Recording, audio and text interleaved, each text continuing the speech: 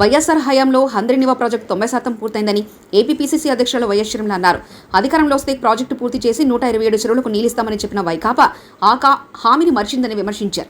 అనంతపురం జిల్లా మడకశిల్లలో నిర్వహించిన ఎన్నిక ప్రచారంలో ఆమె పాల్గొన్నారు. పూర్తి చేయలేకపోతే వీళ్ళు రాజశేఖర రెడ్డి గారి ఆశయాలను నిలబెడుతున్న వాళ్ళు జగన్మోహన్ రెడ్డి గారు ఎలా అవుతారన్నా? లెదర్ పార్క్ కడతామన్నారు, కట్టారా జగన్మోహన్ రెడ్డి గారు? వచ్చిందా లెదర్ పార్క్? ఎన్ని ఉద్యోగాలు వచ్చినాయి లెదర్ పార్క్ లో?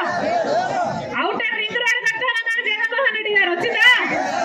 కనిపిస్తుందా?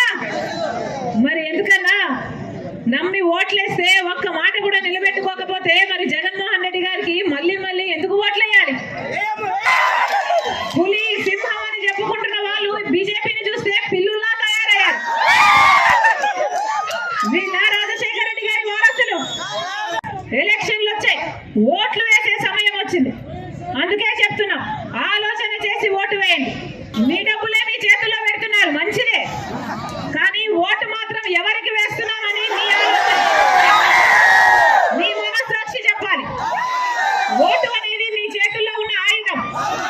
ఓటు అనేది మీ భవిష్యత్తును నిర్ణయించే ఆయుధం. 5 సంవత్సరాలకు ఒక్కసారి మాత్రమే ఈ ఆయుధం మీ చేతుల్లోకి వస్తుంది.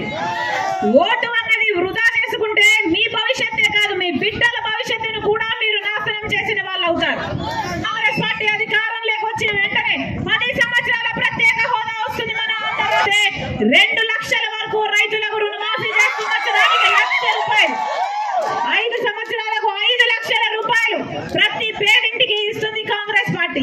మీరు ఆశీర్వదించే కాంగ్రెస్ పార్టీ ఎమ్మెల్యే అభ్యర్థి మీకు అందుబాటులో ఉండే వ్యక్తి. అలాగే ఎంపీ అభ్యర్థి సమర్ షాహీన్ అన్న మీవాడు కాంగ్రెస్ పార్టీ అభ్యర్థి, ఎంపీ అభ్యర్థి. మీరు హస్తం గుర్తు మీద